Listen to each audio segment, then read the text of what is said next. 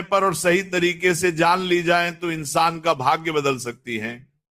आज मैं आपको एक ऐसी ही गुप्त बात बताने जा रहा हूं, एक ऐसा रहस्य जो आपके जीवन से कंगाली और दरिद्रता को हमेशा के लिए मिटा सकता है। यह रहस्य जुड़ा है एक विधवा स्त्री से, एक ऐसा इंसान जिसे समाज अक्सर दया और कभी कभी उपेक्षा की नजर से देखता है।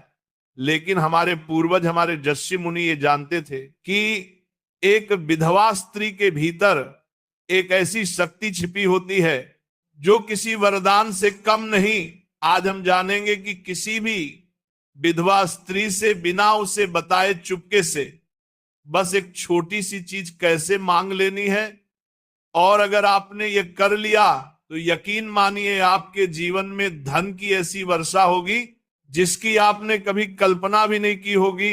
आपकी तिजोरी कभी खाली नहीं होगी और आपके घर में मां लक्ष्मी का स्थायी वास हो जाएगा।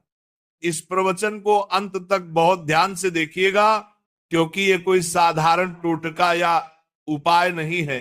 ये कर्म और भाग्य का एक बहुत गहरा रहस्य है जो आज मैं आपके सामने उजागर करने जा रहा हूं। तो चलिए मेरे साथ इस रहस्यमयी यात्रा पर चलिए और जानिए कि वो एक चीज क्या है जो एक विधवा स्त्री से चुपके से मांग लेने पर आपकी किस्मत बदल सकती है।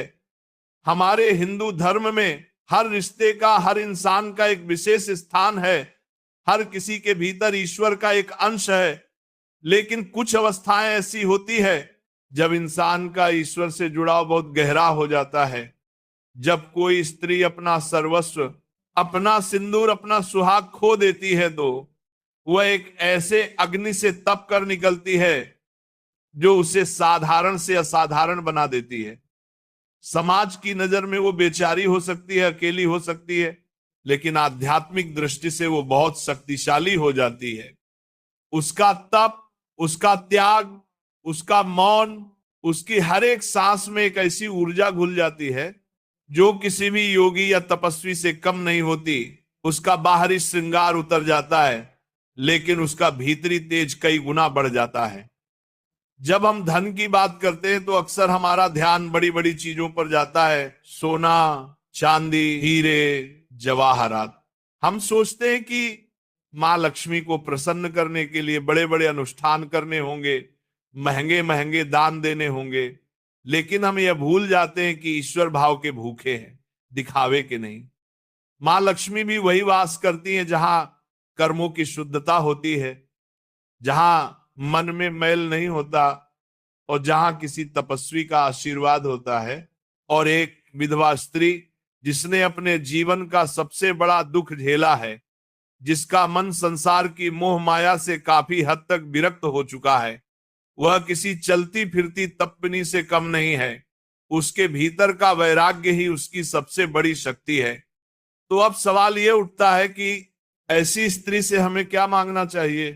क्या हमें उनसे धन मांगना चाहिए या कोई वस्तु? नहीं, ये सब बहुत छोटी चीजें हैं। अगर आप उनसे ये सब मांगेंगे तो आपको शायद वो मिल भी जाए, लेकिन उसका प्रभाव क्षणिक होगा। हम जिस चीज की बात कर रहे हैं वो भौतिक नहीं, आध्यात्मिक है। वो एक ऐसी चीज है जो सीधे आपके भाग्य पर असर करती है। आपको उस विधवा स्त्री से जो मांगना है वह उसके दुखों का एक छोटा सा अंश है। चौंक गए ना आप सोच रहे होंगे कि भला कोई किसी से दुख क्यों मांगेगा? हम तो मंदिरों में जाकर ईश्वर से अपने दुखों को दूर करने की प्रार्थना करते हैं, तो फिर किसी के दुखों का अंश मानकर हमें अमीरी कैसे मिल सकती है? यही तो वह रहस्य है जिसे बड़े बड़े ज्ञानी और पंडित भी नहीं समझ पाते। यही कर्म का वह सूक्ष्म सिद्धांत है जो आज मैं आपके सामने खोलने जा रहा हूं। इसे समझने के लिए पहले हमें दुख और सुख के चक्र को समझना होगा। हर इंसान अपने प्रारब्ध, अपने पिछले जन्मों के कर्मों का फल इस जीवन में भोगता है। गरीबी, बीमारी, अपमान, ये सब हमारे ही किसी बुरे कर्म का नतीजा होते हैं। जब कोई स्त्री अपने पति को खोती है तो ये उसके जीवन की सबसे बड़ी परीक्षाओं में से एक होती है। ये एक ऐसा दुख है जो उसके कई जन्मों के बुरे कर्मों को एक साथ जलाकर भस्म कर देता है। वह दुख की आग में तप कर कुंदन बन जाती है। उसका हर आंसू, उसकी हर आह उसके कर्मों की मैल को धो देती है। इस प्रक्रिया में वो स्त्री आध्यात्मिक रूप से इतनी पवित्र और शक्तिशाली हो जाती है कि उसकी प्रार्थना में, उसके आशीर्वाद में और यहां तक कि उसके श्राप में भी बहुत बल आ जाता है। इसीलिए कहा जाता है कि किसी विधवा को कभी सताना नहीं चाहिए। उसका दिल दुखाने का मतलब है सीधे सीधे अपने दुर्भाग्य को निमंत्रण देना।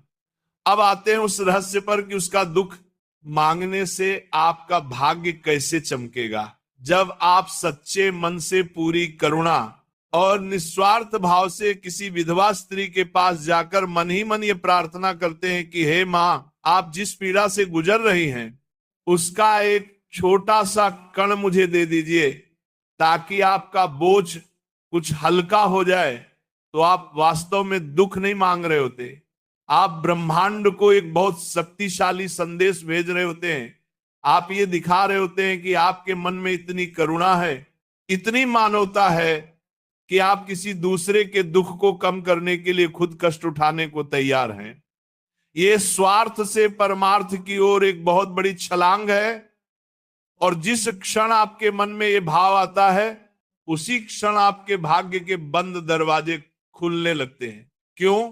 क्योंकि गरीबी और कंगाली केवल धन की कमी का नाम नहीं है।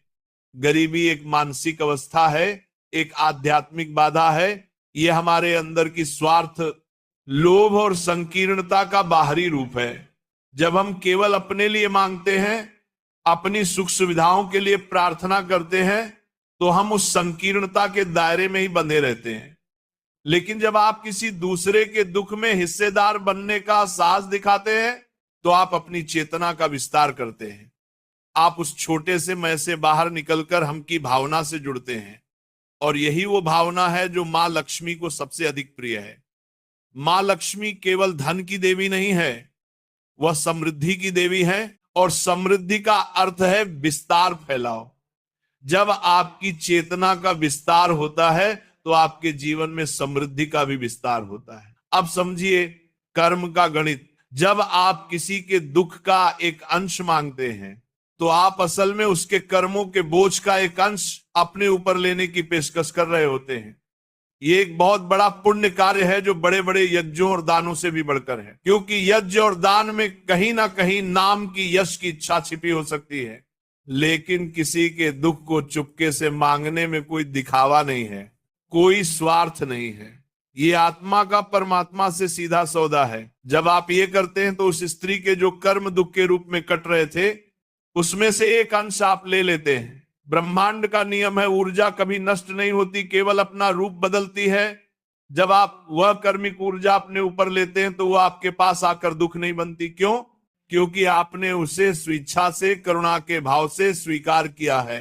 आपका वह महान भाव, वो करुणा उस नकारात्मक ऊर्जा को सकारात्मक ऊर्जा में बदल देती है। वह कर्म का क्षण पुण्य के खाते में जमा हो जाता है। आपके इस एक अमल से, इस एक भाव से आपके कई जन्मों के पाप कट जाते हैं। आपके वह बुरे कर्म जो आपकी गरीबी का कारण बने हुए थे, जो आपके जीवन में रुकावटें पैदा कर रहे थे, वह इस पुण्य की अग्नि में भस्म हो जाते हैं। और जैसे ही यह रुकावटें हटती हैं,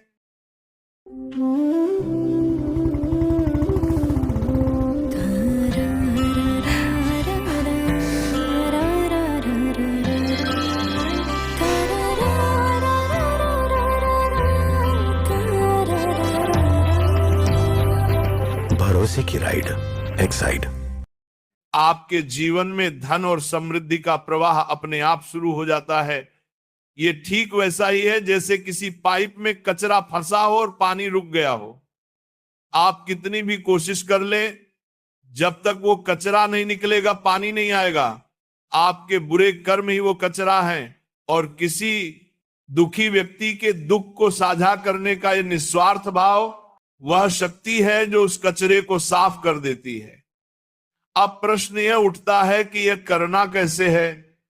क्या हमें किसी विधवा स्त्री के पास जाकर सीधे सीधे ये बोलना है नहीं, बिल्कुल नहीं। ऐसा करने से वह या तो आपको पागल समझेंगी या उनका दिल और दुखेगा। याद रखिए, यह एक गुप्त क्रिया है, इसे चुपके से करना है, बिना जताए बिना बताए। इसका सही तरीका क्या है वो मैं आपको विस्तार से बताऊंगा, लेकिन उससे पहले यह समझना जरूरी है कि आपका भाव कैसा होना चाहिए। अगर आपके मन में यह विचार आया कि चलो ये उपाय करके देखता हूं, शायद अमीर बन जाऊं, तो ये काम नहीं करेगा, क्योंकि यहां भी आपका स्वार्थ छुपा हुआ है। आपका मन बिल्कुल निर्मल होना चाहिए। आपके हृदय में उस स्त्री के प्रति सच्ची करुणा और सम्मान का भाव होना चाहिए। आपको उन्हें एक साधारण स्त्री नहीं बल्कि त्याग और तप की मूर्ति समझना होगा। आपको उनकी पीड़ा को सच में महसूस करना होगा। जब आपका हृदय इस करुणा से भर जाएगा, जब उनकी पीड़ा को देखकर आंखों में सच में आंसू आ जाए, तब समझिएगा कि आप इस गुप्त क्रिया के लिए तैयार हैं। यह एक साधना है। जैसे कोई योगी ईश्वर को पाने के लिए साधना करता है, वैसे ही यह दरिद्रता को मिटाने की साधना है। और इस साधना की पहली सीढ़ी है अपने भीतर करुणा को जगाना। अब मैं आपको बताता हूं कि इसे करना कैसे है। सबसे पहले अपने आसपास किसी ऐसी विधवा स्त्री को ढूंढिए जो वास्तव में अभाव में जीवन जी रही हो, या जो बहुत सात्विक और धार्मिक जीवन जीती हो। ये कोई आपकी रिश्तेदार हो सकती है, पड़ोसी हो सकती है, या कोई ऐसी स्त्री जिसे आप दूर से जानते हो। महत्वपूर्ण यह है कि उनके प्रति आपके मन में श्रद्धा का भाव हो। अब आपको उनकी गुप्त रूप से मदद करनी है। मदद ऐसी होनी चाहिए कि उन्हें यह पता ना चले कि यह मदद आपने की है। आप उनके घर पर चुपके से राशन रखवा सकते हैं, किसी और के हाथ से उन्हें कुछ पैसे भिजवा सकते हैं। अगर उनके बच्चे हैं तो उनकी पढ़ाई लिखाई का खर्चा गुप्त रूप से उठा सकते हैं।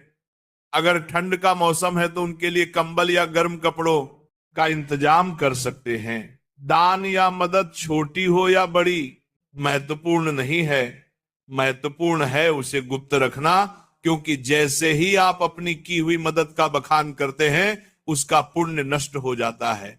गुप्त दान का फल अनंत गुना होता है। जिस समय आप यह मदद कर रहे हो, चाहे आप खुद उनके दरवाजे पर सामान रख रहे हो या किसी के द्वारा पैसे भिजवा रहे हो, उसी क्षण आपको आंखें बंद करके अपने मन ही मन पूरी श्रद्धा और करुणा के साथ ये प्रार्थना करनी है। हे जगत जननी के स्वरूप, हे मां, मैं आपके त्याग और तप को प्रणाम करता हूं। मैं आपकी पीड़ा को, आपके दुख को महसूस कर सकता हूं। मैं जानता हूं कि आपका ये दुख आपके कर्मों का फल है, लेकिन मैं आपके इस बोझ को कुछ हल्का करना चाहता हूं। कृपा करके अपने दुखों में से, अपनी पीड़ा में से एक कण मात्र, एक छोटा सा अंश मुझे प्रदान करें। मैं उसे अपने सौभाग्य के रूप में स्वीकार करता हूं। मैं स्वेच्छा से आपके दुख में भागीदार बनता हूं, ताकि आपका जीवन कुछ सरल हो सके। मुझ पर